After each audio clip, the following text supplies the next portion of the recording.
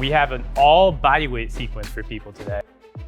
No matter what muscle group you're training, what function you're training, what body part you're training, on the back end of any workout, it never hurts to get a little bit of ab work in, and that's what we're covering today on Fast Finishers.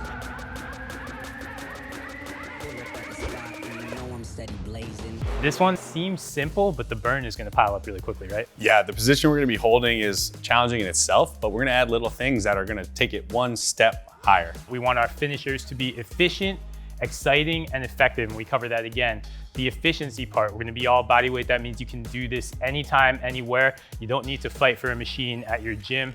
The effective part, we're gonna work from the hollow hold, as you were saying, a forgotten move sometimes. I think people don't realize this came from gymnastics, and it teaches your entire core to brace. So it's not just six-pack muscles. We're getting a really, really good core workout in general, and it's gonna be exciting in that we're gonna change positions a lot. There's some iso holds in here. The rep counts are actually really low, but it's gonna pile up really fast, right?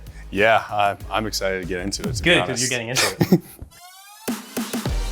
As we were saying, we're gonna start in the hollow hold position, and we've gotta understand this position first. So what Matt wants to do, he wants to press his lower back into the ground. Make sure that lower back stays pressed into the ground. Think of squishing a bug with your lower back. No space there. It's really an abdominally intense position. Then he's extending his legs out. He's extending his arms out. Now this is your starting position. And what he's trying to do is he's trying to maintain that lower back tightness. Check out the quiver in the legs already, and extending his legs out as far as he can, extending his arms out. You get this really cool thing out of this position called anti-extension for your abs, where your abs have to fight to own that position. The more he reaches hands back, the more he reaches legs back. We're gonna hold this position for exactly 7 seconds. Sorry, you're over 7 seconds. I had to talk a little bit. But after we've owned that for 7 seconds, then you start to understand your hollow hold. It's gonna be a little bit different for everybody.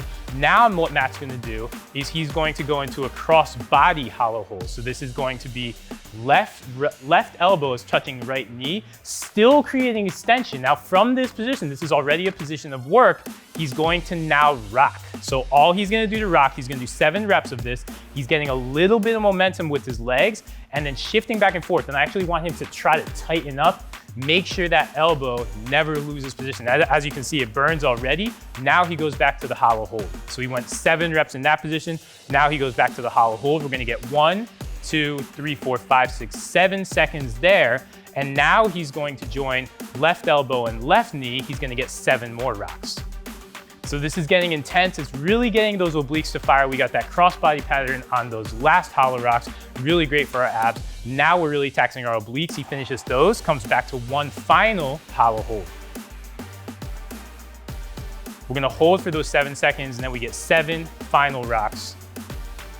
And that winds up being a core burner, as you can see already, because he could barely finish it. It's nasty, right? Wow. So what do you think?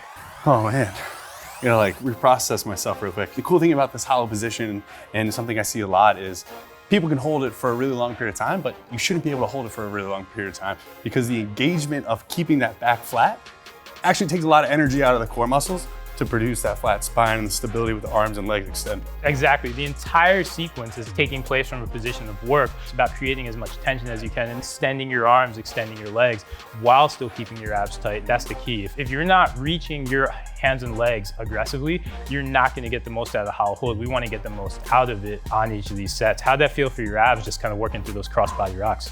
I'm working really hard in that first position to stay engaged and loaded and set myself up for success for these next moves to come. So when you get into that cross body and that unilateral same side, it becomes so much harder.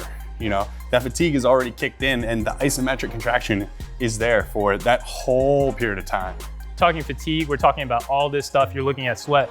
Again, we just use body weight that entire time. So that's what's so amazing about this sequence. You would do 2 sets on each side, take about 30 to 45 seconds, because you can move quick, even though it's gonna kill you.